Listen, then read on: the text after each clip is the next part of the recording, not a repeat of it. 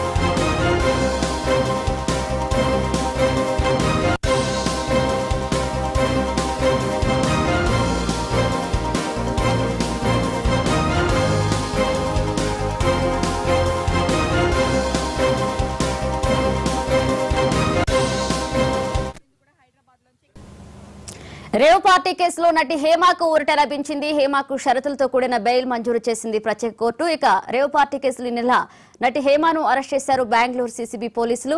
ఇదే అంశానికి సంబంధించి మరిన్ని updates film associate editor Om Prakash గారు లైవ్ లో సిద్ధంగా ఉన్నారు. ఓంప్రకాష్ గారు, మనీషా, మనం చూస్తున్నాము గత నెల 19వ తారీఖు బెంగళూరులో ఏదైతే రేవ్ పార్టీ జరిగిందో అక్కడ 105 మందిని అరెస్ట్ చేశారు. అందులో కొందరికి డ్రగ్స్ తీసుకున్నారు అని తెలియటంతో వాళ్ళందరినీ కూడాను ఏదైతే ఆ టెస్టులు చేయించినప్పుడు దాదాపుగా అంటే మహిళలలో అత్యధిక శాతం మంది డ్రగ్స్ తీసుకున్నట్టు తెలిసింది. అందులో తెలుగు నటీనటులు కూడా ఉన్నారు. హేమ అందులో ప్రధాన పాత్ర పోషించింది అనే విషయం మనకు తెలిసిందే. అయితే ఎప్పుడైతే డ్రగ్స్ తీసుకున్నారు, ఆవిడ బ్లడ్లో డ్రగ్స్ కన్జ్యూమ్ అయినట్టుగా ఉంది అని తెలిసిన తర్వాత రమ్మనమ్మని చెప్పి విచారణకి చెప్పినా కానీ ఆవిడ 2 సార్లు అంటే లాస్ట్ మంత్ నెలాఖరులో 31వ తారీఖు రావాల్సింది వెళ్ళలేదు, అలాగే 1వ తారీఖున హాజరు కమ్మన్నారు, వెళ్ళలేదు.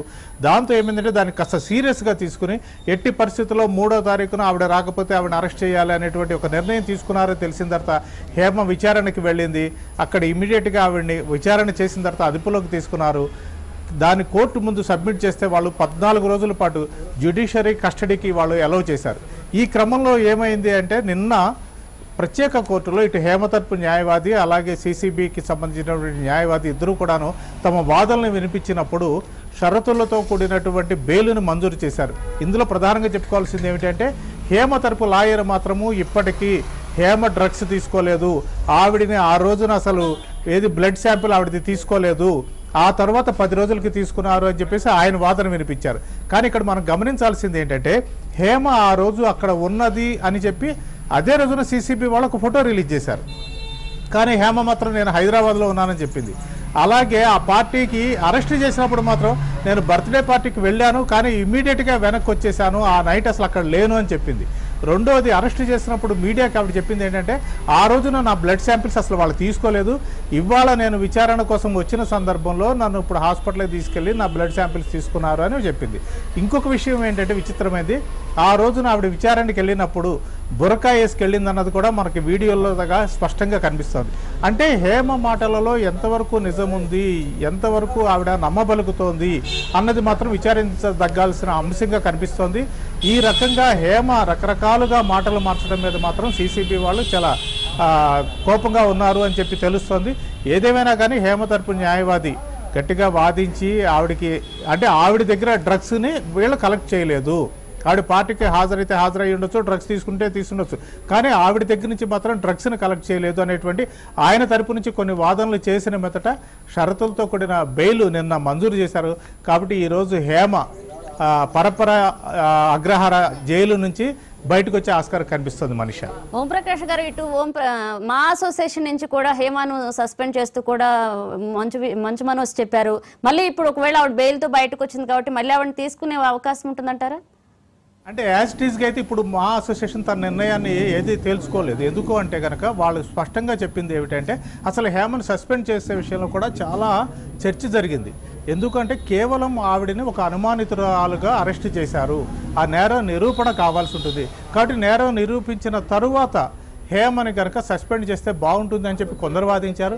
కానీ కరాటే కళ్యాణి లాంటి వాళ్ళు మరికొంతమంది మాత్రము, అంటే మా అసోసియేషన్ ఒక వ్యక్తి ఇలా అరెస్ట్ కావటము, రేవ్ పార్టీలో పాల్గొనటము, డ్రగ్స్ తీసుకున్నట్టుగా ఒక ఆధారాలు కూడా దొరికిన నేపథ్యంలో ఆవిడ ఎందుకు మనం సస్పెండ్ చేయకూడదు?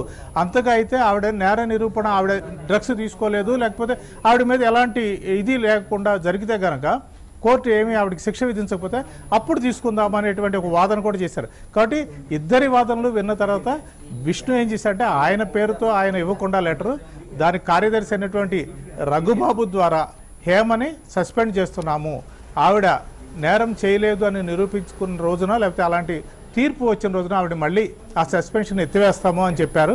కాబట్టి ఇప్పుడు జస్ట్ కేవలం షరతులతో కూడిన బెయిలులో ఆవిడ బయటకు వచ్చింది. కాబట్టి దాని మీద ఏ నిర్ణయమో ప్రస్తుతం తీసుకునే ఆస్కారం అయితే ఉండదు. మనిషా ఓంప్రకాష్ గారు, ఇప్పుడు నటి హేమకు కూడా షరతులతో కూడిన బెయిల్ మంజూరు అంటే పూచీకత్తు కూడా కట్టమని చెప్తూ ఉంటాయి కోర్టులు. అంటే ఎలాంటి షరతులు విధించారు? ఆమె షూటింగ్స్ కానీ అలాంటి వాటికి వెళ్ళే అవకాశం ఉంటుందా? అంటే షూటింగ్లో పాల్గొనడానికి ఎలాంటి ఇబ్బంది ఉండదు మనిషా. ఎందుకు అంటే షరతులతో కూడిన అంటే సహజంగా ఎలాంటివి ఉంటాయి అంటే వాళ్ళు మేము పిలిచినప్పుడు విచారణకు హాజరు కావాల్సి ఉంటుంది. అలాంటిది అలాగే ఇందాక మీరు చెప్పినట్టుగా కొంత క్యాష్ ప్రొడ్యూస్ చేయాల్సి ఉంటుంది. అలాగే కొన్ని పత్రాలను వాళ్ళకి సంబంధించిన పత్రాలను వాళ్ళకి హ్యాండ్ ఓవర్ చేయాల్సి ఉంటుంది. వీటన్నిటినీ చూసుకున్న తర్వాత యాక్చువల్గా నిన్న బెయిల్ మంజూరు అయినా కానీ ఆవిడ ఈ రోజు బయటకు వస్తుంది అనుకోవడానికి కారణం అదే. ఎందుకంటే కోర్టు ఏవేవైతే కోరుతుందో ఈ నిందితురాల నుంచి అవన్నీ కూడా ఈ రోజున కనుక లాయర్స్ సబ్మిట్ చేస్తే ఈ రోజు ఆవిడ్ని బెయిల్ మీద బయటకు వదిలే ఆస్కారం ఉంటుంది. అయితే షూటింగ్ల పరంగా కానీ బయటికి విడిగా ఎక్కడికైనా వెళ్ళడానికి కానీ ఎలాంటి అభ్యంతరం ఉండదు. ఆవిడ హైదరాబాద్ రావచ్చు, ఇంట్లో ఉండొచ్చు, షూటింగ్లో పాల్గొనవచ్చు.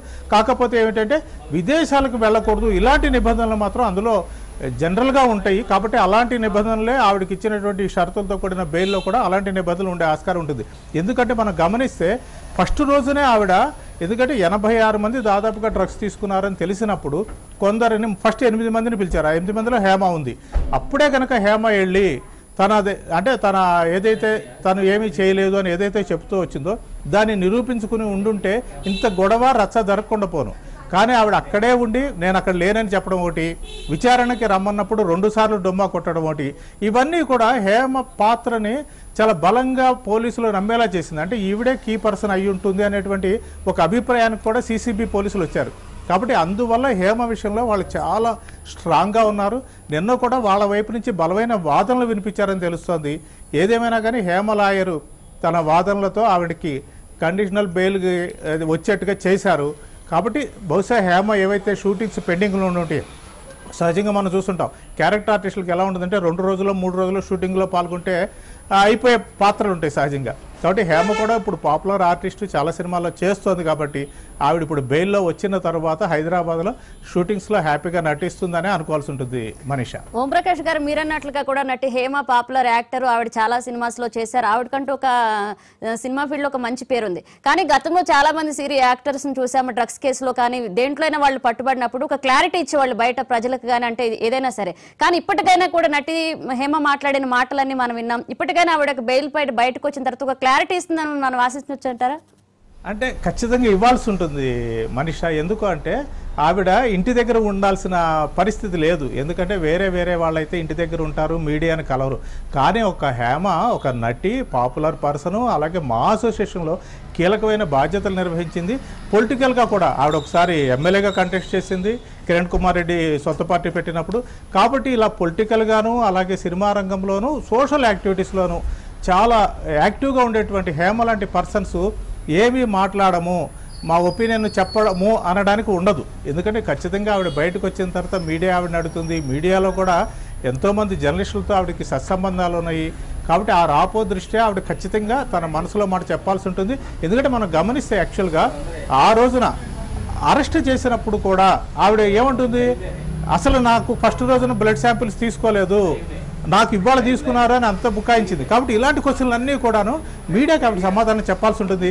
అయితే దాదాపు ఒక 3వ తారీఖున అరెస్ట్ చేశారు, ఇవాళ 13వ తారీఖు, నిన్న 12వ తారీఖు. అంటే దాదాపుగా ఒక 8-9 రోజుల పాటు జైలు జీవితం గడిపిన తర్వాత అక్కడ పోలీసులకి ఆవిడ ఇచ్చిన సమాచారం ఏదైతే ఉందో దానికి సంబంధించి ఆవిడకు ఒక క్లారిటీ వచ్చి ఉంటుంది. అంటే తను చేసిన తప్పు ఏ కారణంగా చేసిందనన్నా చెప్పుండాలి. లేకపోతే తప్పు చేయకపోయి ఉంటే నేను తప్పు చేయలేదు, అనవసరంగా నేను ఈ కేసులో ఇరికిచ్చారు అనేటువంటి ఒక సాక్ష్యాధారాలైనా ఆవిడ ప్రజెంట్ చేసి ఉండాలి. ఏదేమైనా కానీ బయటకు వచ్చిన తర్వాత హేమ నుంచి ఒక క్లారిటీ వచ్చే ఆస్కారం అయితే ఉంటుంది Manisha. Right, thank you Omprakash గారు.